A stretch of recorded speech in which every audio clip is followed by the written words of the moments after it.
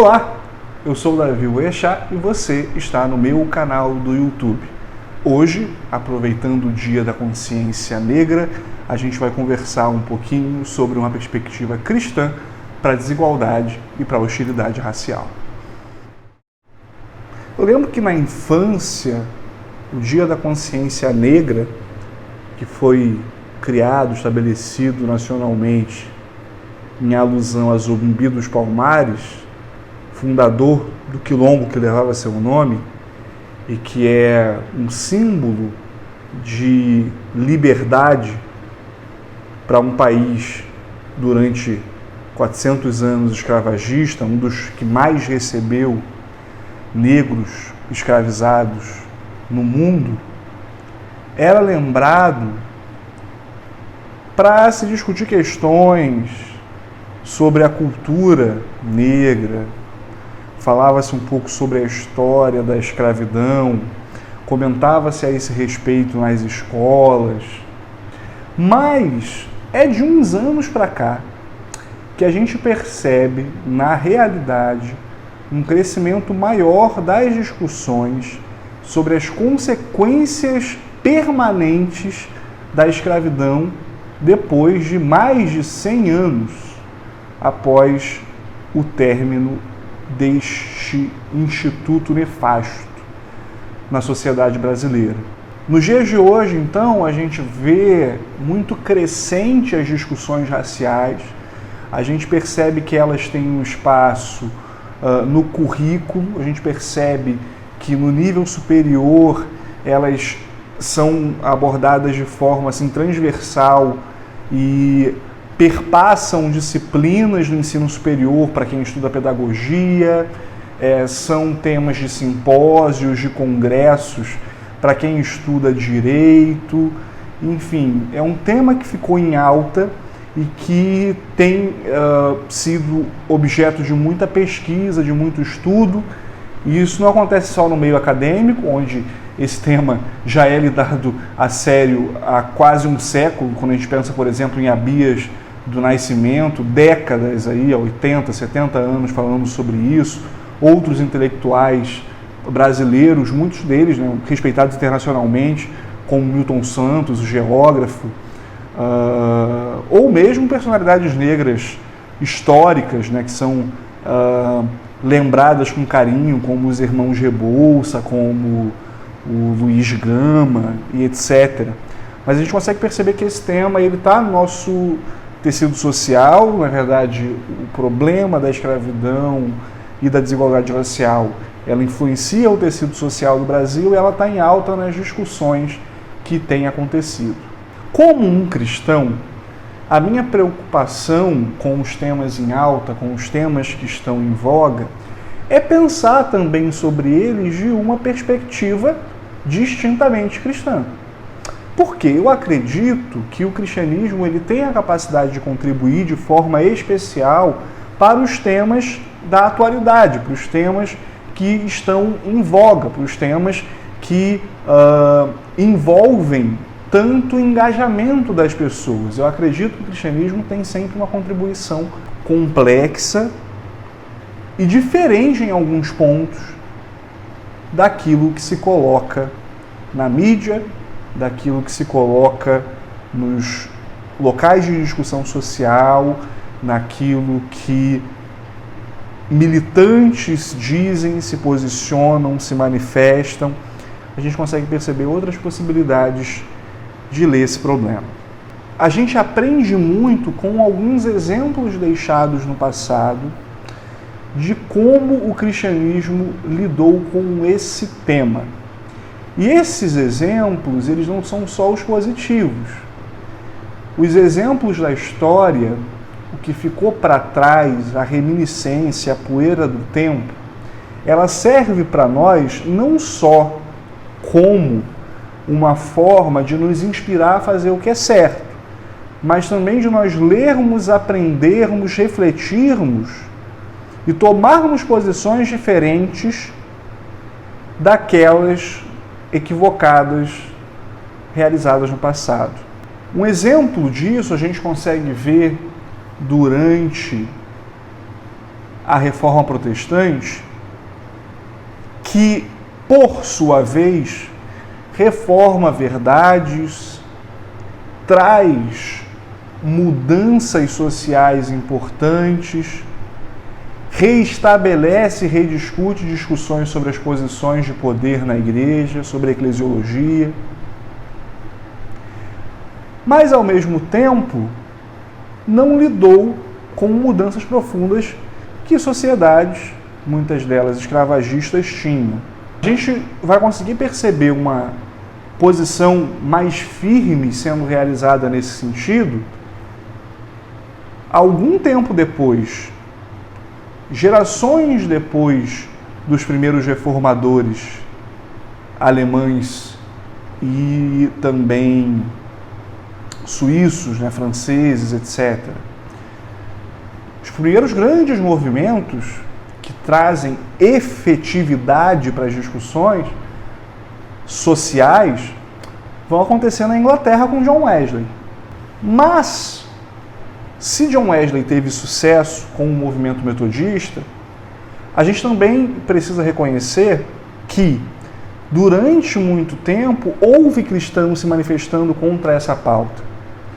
Então, quando você pensa em crentes como os Quaker, que vieram antes, inclusive deram muito do suporte intelectual que o Wesley precisou ter para as posições que tomou. Quando a gente pensa nos ramos de reforma radical, no geral, eles eram abolicionistas. Eles tinham uma defesa da pauta cristã da liberdade como tendo implicações civis, como rompendo com os grilhões que haviam sido celebrados pelo Estado e eram legitimados pela Igreja. Um abolicionista brasileiro que foi muito importante, o Joaquim Nabuco, ele chega a reconhecer o movimento de Wesley e dizendo, e falando, reconhecendo, atribuindo, louvando o movimento metodista no combate à escravidão, que foi o primeiro a conseguir efetivamente a libertação dos negros, ele vai dizer que o Brasil, diferente da Inglaterra, não dispunha, ou não tinha naquele momento, meios para combate à escravidão através da igreja, porque a igreja havia se servido da escravidão. Então, quando você pega os grandes mosteiros que existiam no Rio de Janeiro, existiam no Nordeste, em Olinda, em Pernambuco, vocês vão perceber que eles utilizavam mão de obra escrava. Então você tinha um frei com voto de mendicância, um frei com voto de pobreza, mas ele se utilizava do serviço de um servo escravo. Por que eu conto essas histórias de cristãos que combateram e de cristãos que se acomodaram com essas realidades? Porque elas ensinam para nós que o cristianismo é absolutamente complexo. E isso desmonta uma narrativa muito comum e muito frequente, que é a de colocar o cristianismo sempre como um vilão para o problema. Daí a gente precisa reconhecer uma coisa: se o cristianismo é vilão, e ele foi em uma parte da história, o cristianismo também foi a fé que estabeleceu a maior parte dos valores sobre direitos humanos e liberdades necessários para que a escravidão, que se estabeleceu também através de maus argumentos promovidos por cristãos, fosse combatido.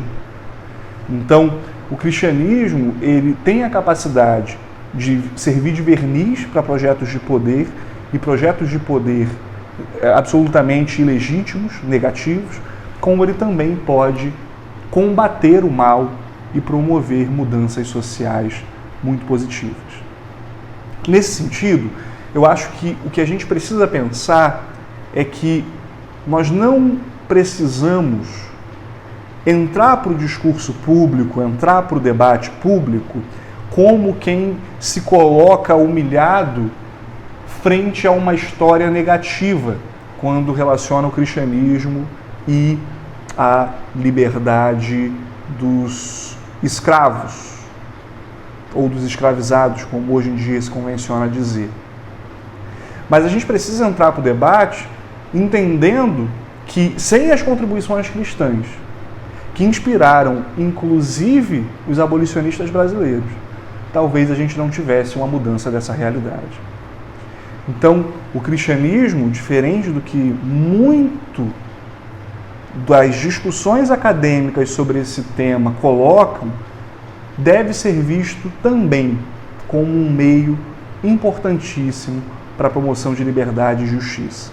E isso precisa acontecer, e nós precisamos ganhar essa consciência, porque mesmo dentro do ambiente do contexto cristão, que se propõe a discutir, a pensar e a falar sobre essas questões, nós vemos pessoas que colocam o cristianismo como sendo esse problema, apenas.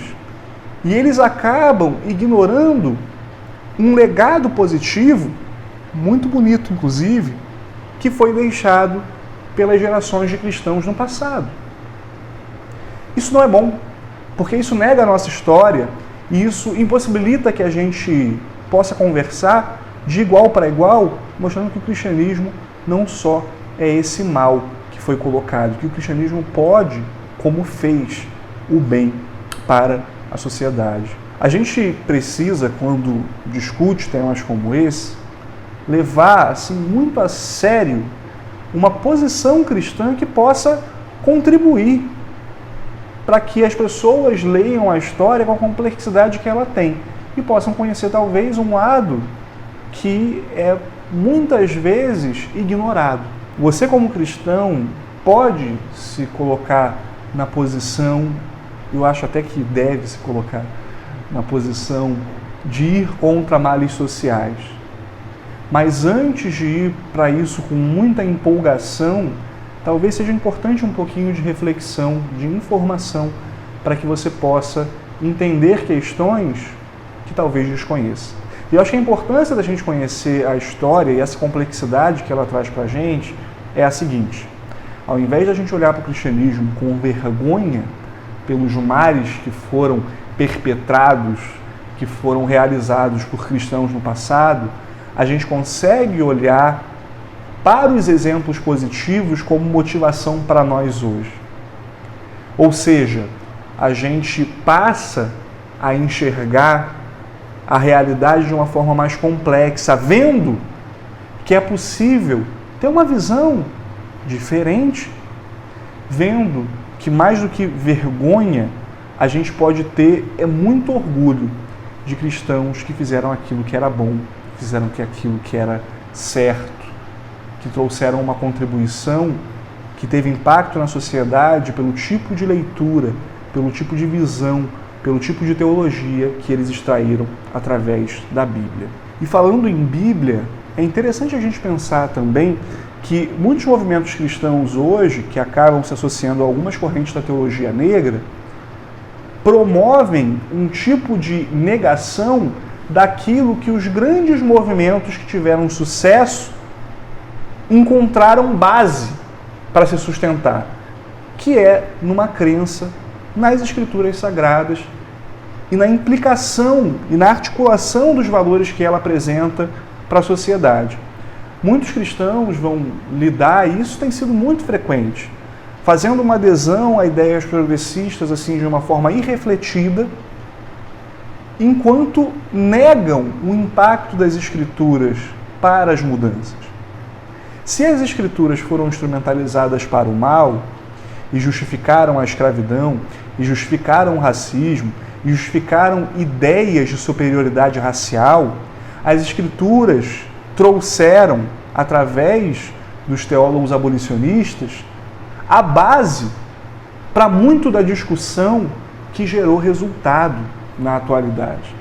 Eu acho engraçado que esses cristãos poderiam encontrar na história mais recente das discussões raciais que aconteceu ali na década de 60, com o movimento pelos direitos civis nos Estados Unidos, dois grandes exemplos, e acabam escolhendo o que não era o cristão.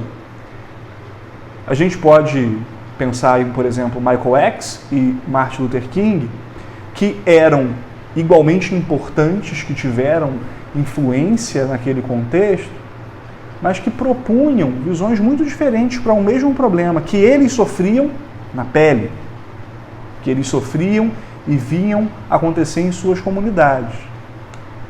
O pastor Martin Luther King, que era doutor em teologia, cuidava de uma igreja batista também, tinha toda uma leitura cristã sobre o fenômeno do racismo e do porquê combatê-lo era um dever cristão. Quando você lê os livros de King, você percebe uma preocupação teológica, uma preocupação bíblica. Uma preocupação bíblica que chegava ao ponto de dizer para uma comunidade que estava sendo oprimida, de que os ensinos de Jesus no Sermão do Monte os convidavam para perdoar os seus inimigos, para orar por aqueles que os perseguiam.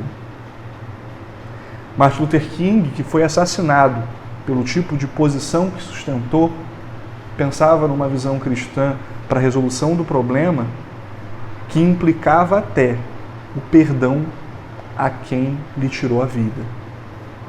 Michael X, se você conhece um pouco da história, ia por um caminho muito diferente. Acreditava num tipo de posição e de combate um pouco mais ostensivo e que não trouxe os resultados que o movimento de King conseguiu. Isso mostra pra gente que, ao reconhecer uma pauta social, é importante que a gente tenha uma leitura distintamente cristã. Por quê? Porque a gente não precisa negociar a nossa fé, as convicções que nós temos, a nossa ética, que precisa ter implicações públicas também. A gente não precisa negar isso para ter uma participação significativa, substancial no debate público. A gente pode, sim, se agarrar aos bons exemplos deixados no passado. A gente pode se agarrar à nossa fé e, ao invés de deixar que ela seja instrumentalizada por quem promove o mal, a gente precisa mostrar o como ela, na realidade, dá liberdade e promove dignidade às pessoas. No final do ano passado, eu e o meu amigo doutor Isaac Malheiros publicamos este livro, Pela Estrada da Liberdade, a religião na história abolicionista e antirracista. Esse livro é um esforço de pensamento cristão para que você tenha condições de conhecer melhor a história do movimento cristão no combate às discriminações raciais, no combate ao racismo e no combate à escravidão, mas para que você faça isso lembrando-se sempre de que a sua fé não precisa ser colocada de lado. Pelo contrário, foi a sua fé que trouxe movimentos significativos, que trouxeram mudanças reais para a vida das pessoas. Aqui a gente fala sobre o cristianismo num sentido geral, mostra as bases bíblicas, uma grande parte do livro é dedicada a discussões teológicas, e a gente também fala um pouco sobre o legado do Adventismo do Sétimo Dia, que é um movimento que nós participamos, o Isaac como pastor no Seminário de Teologia Latino-Americano, na sede de São Paulo, lá no UNASP, o Centro Universitário Adventista de São Paulo, e eu como membro. O movimento adventista, desde o seu início, teve muita participação no combate à escravidão. Quando nós pensamos no movimento milerita, que foi o que antecedeu o Adventismo do Sétimo Dia como uma denominação oficializada, concretizada como nós conhecemos hoje, era necessário, para integrar esse movimento, ter convicções abolicionistas. Não era só ser antirracista ou não ter escravos, era necessário ter uma posição contrária. Essa foi uma característica dos pioneiros mileritas, essa foi uma característica dos primeiros presidentes da igreja. E ela impactou muito na visão que a igreja teve para a pregação aos negros. Ellen White, que é uma das principais lideranças e cofundadora da Igreja Adventista, também reconhecida por seus membros como uma profetisa, escreveu numerosas páginas sobre como lidar com as questões raciais naquele tempo. E ainda que existam algumas declarações que por vezes são mal interpretadas, e muitas delas interpretadas com muita má vontade e com parcialidade, Ellen White foi alguém profundamente preocupada com algumas questões que realmente podiam trazer mudança à situação dos negros. Uma delas era a educação. Um de seus filhos se envolveu de uma forma muito profunda com esse trabalho e o resultado positivo foi grande, mas a conta também foi alta. Eles passaram por naufrágios, uma vez que eles utilizavam barcos-escolas que podiam ser utilizados em viagens, que eram atacados por membros de instituições como a Ku Klux Klan. Eles tinham as suas casas queimadas. Enfim, eles passaram por muitos sofrimentos. No começo do Adventismo, missionários eram expulsos de cidades, porque antes de chegar já havia o conceito de que eles seriam Yankees, pessoas vindas do norte com ideais de liberdade que não eram aceitos no sul dos Estados Unidos.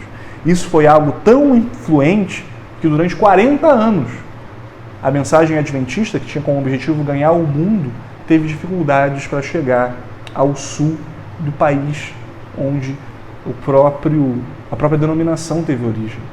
Infelizmente, muito desse legado, com o passar do tempo, foi sendo abandonado. Muitos adventistas deixaram essas convicções abolicionistas e antirracistas que estavam na sua história e passaram a se enredar com as visões do que o mundo poderia colocar, passaram a preferir uma posição de conforto muito melhor do que a de confronto. Com isso, o Adventismo perdeu um pouquinho do poder que ele tinha para promover mudanças sociais expressivas. Por fim, eu acho que uma das razões para nós estudarmos melhor a história cristã e o seu engajamento no combate ao racismo é que nós vamos ter condições de ler esses fenômenos do passado de uma forma melhor. Por exemplo, no contexto do Adventismo do sétimo dia, num dado momento, a igreja entendeu que seria bom segregar negros e brancos em comunidades distintas, em lugares onde a aproximação racial poderia ser um problema. As pessoas leem isso como uma forma de acreditar que a igreja estava sendo a favor da segregação social.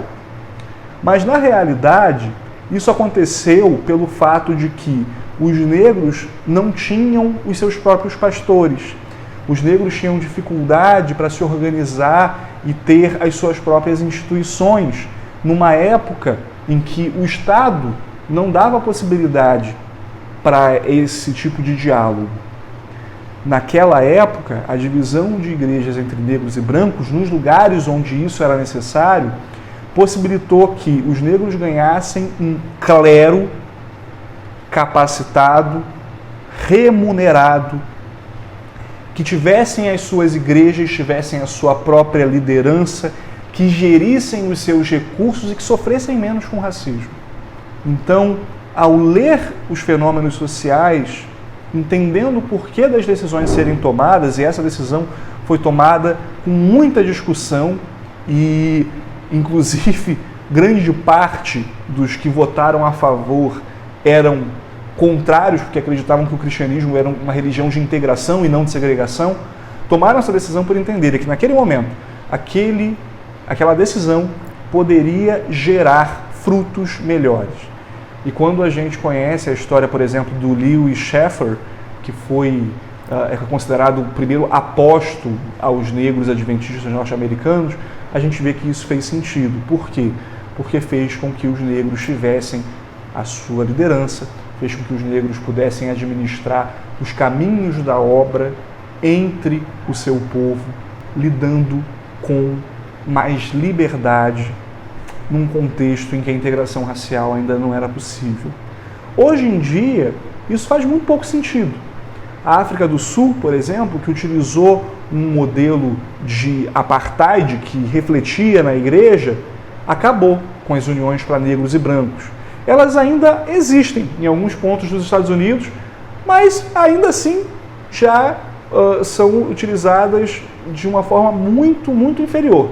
Há presidentes brancos em associações de negros e há muito mais negros em associações de brancos. A Igreja Adventista nos Estados Unidos é reconhecida como a que melhor promove a diversidade cultural, a diversidade racial. Então esse critério de, além dos espaços territoriais, claro, terem administrações, terem também critérios, né, e divisões negras, hoje em dia já não faz tanto sentido. Mas durante muito tempo fez. E isso fez bem à igreja.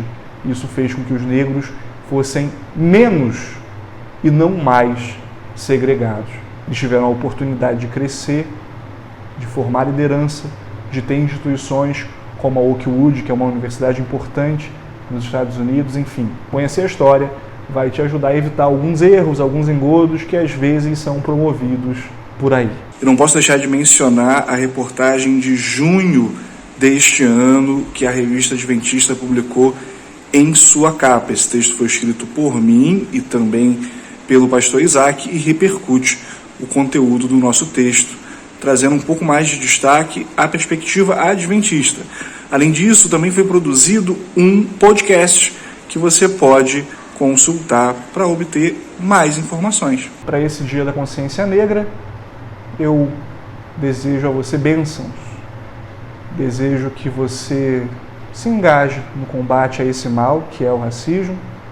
Que Deus abençoe sua vida, Deus abençoe também a sua vida de estudos.